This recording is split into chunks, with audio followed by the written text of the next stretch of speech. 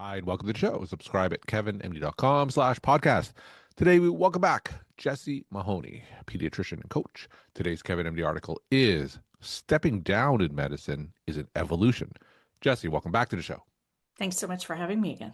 All right. Tell us what your latest article is about. So, this article was really written to dismantle this idea that leaving or stepping down from a role is a weakness or a failure, and to shift our thoughts about enduring being the important thing. In medicine, we're taught that enduring you should do no matter the cost. And I think we often don't even see the cost. So, what are examples that you're talking about when you say stepping down? Yeah.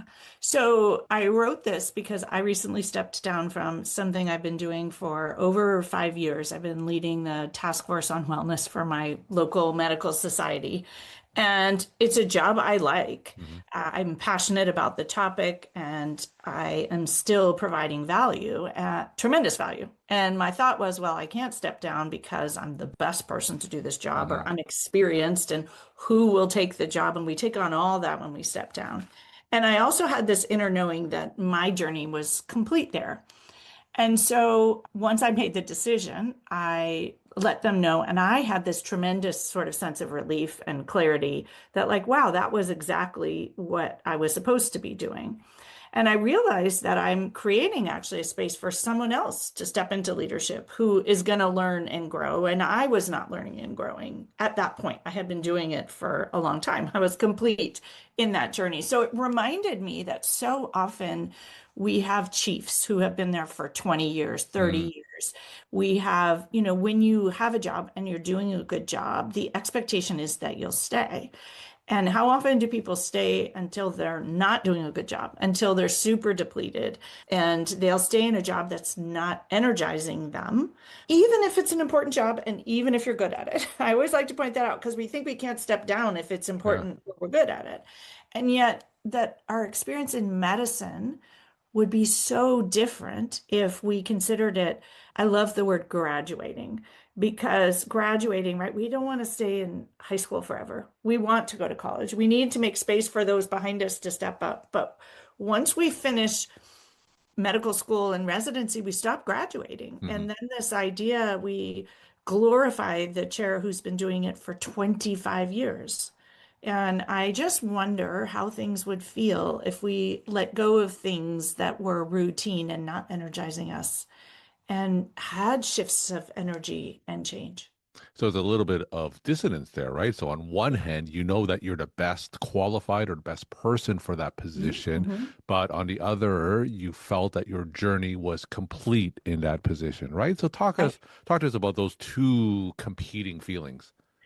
Well, I think the competing feeling comes from the fact that while you might be the best person in that moment, that's our scarcity mindset. Nobody else could do it as well, or they definitely won't do it the same way you do it. But there still can be value for someone else to step in and learn. And we have the culture in medicine of training those behind us and letting them be not as qualified until they become as qualified or overqualified. And yet, when it comes to these roles or leadership roles, we don't make room for that. I think we also see this when people are in a practice and they say, well, I have to stay. I need to stay because people are dependent on me. Yeah. But it comes from a scarcity mindset because I do believe, like, well, maybe I'm the best person. There's probably other equally good people who are going to bring something different, and that will allow for more evolution and more shift. I think we have a lot of stagnancy in medicine because we just hold on to that. And so I think it's really an interesting way to shift how we think about things. It's scary, right? Scary to step down because your thought is, well, what if they can't find someone? Yeah. What if stepping down actually is not good for me? What if this is the one I hear the most often? What if nothing comes in to fill that space? But when you create the space, lots of things come in. It's almost like you're in college, but you're commuting back to your hometown to go to high school 1 day a week by keeping this job. And so you're really getting in the way of your own evolution, which is part of why we're burnt out. Yeah. How did you know that your journey in that role was complete? So I have done a lot of work about connecting with how I feel because in medicine we were trained to not feel. Yeah. And so the early signs are this just sort of sense of discontent or unsettled. It's often irritation and frustration at things that really shouldn't irritate you or frustrate you. Hmm. And I think that we then judge that as something wrong with me, or we start blaming other people when it can just be that you are complete. There is a tool that I use often for myself and others when thinking about changing, which comes from Martha Beck's training. And she calls it the body compass, which I think for people in medicine where we have completely disconnected from our body, we're used to being uncomfortable, we're used to having things not feel like a fit, Hmm. that it can get you out of the brain thought of fear and into just more how do you feel about it. And so that really looks at when you think about this role, what is it from a -10 to a +10? And any number that you feel there, being really honest, I find I have to get quiet to ask this question. And because we're trained in medicine to scan the world with our eyes, I have to close my eyes. Like Hmm. otherwise I have no idea. And so I do the hand to heart and ask that question. And even if it's a zero, well, that's information. It can guide you like, oh, this is a neutral spot, right? It's still information. It doesn't have to be, oh, it's a -10. You can leave it roll before it's a -10. And it's information for the future. Because you might say, well, it's a zero, so I'm going to do one more meeting, see how I feel. I'm going to do one more round, of many things have term limits, for example. Yeah. So just deciding, but you also don't have to wait for a term limit. I think we're so used to not making change in medicine, but reconnecting to how your body feels. And it's often super subtle because we don't allow ourselves to be super annoyed and frustrated. That's not okay. And so it's this vaguely unsettled feeling of like, wow, I don't know if this is right for me. Or maybe you don't want to go to the meeting, even though it's something you care about. Hmm. I think that can be a clue of just it's not energizing you. It doesn't Hmm. feel exciting anymore.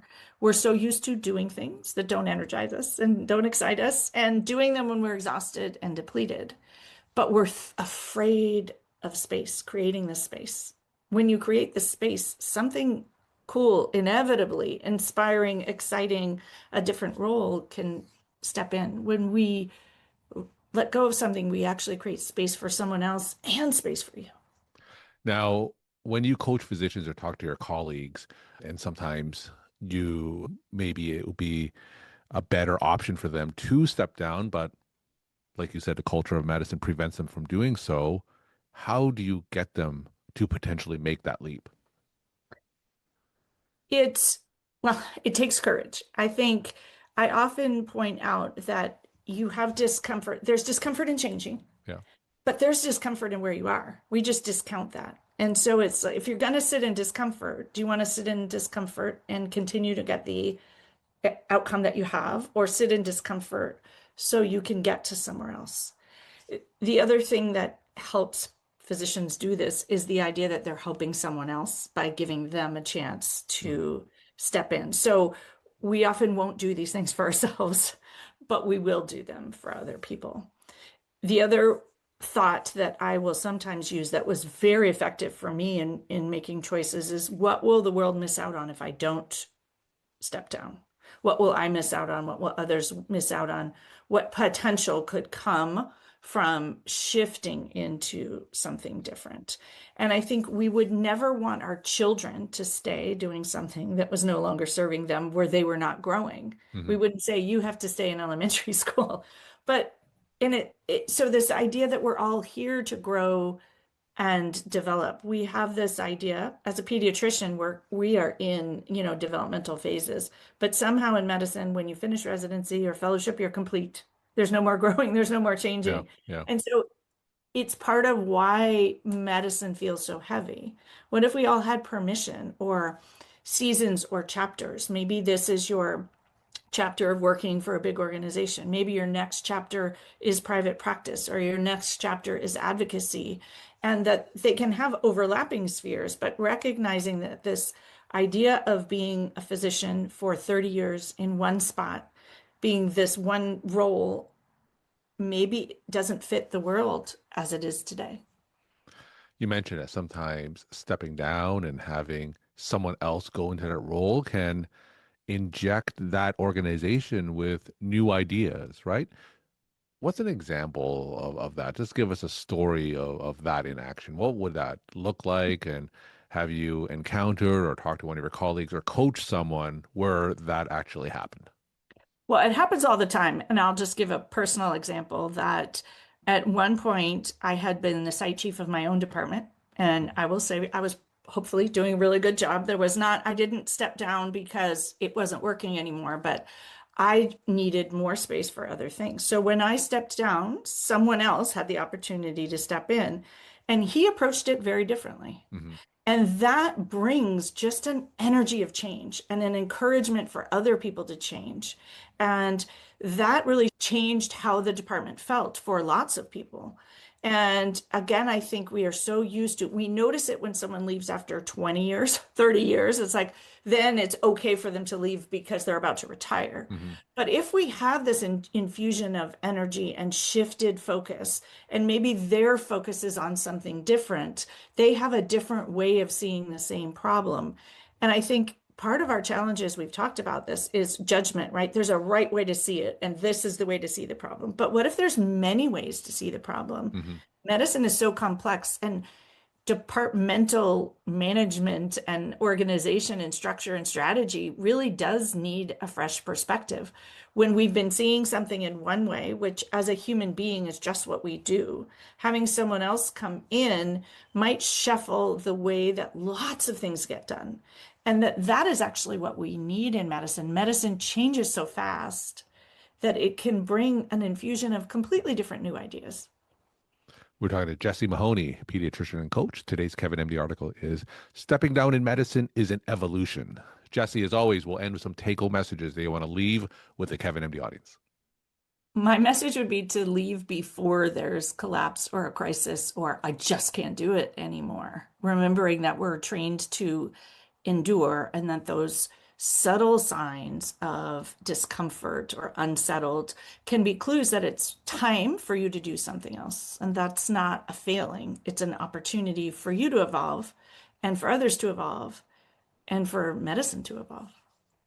Jesse, as always, thank you so much for sharing your perspective and insight. Thanks again for coming back on the show. Thanks for having me.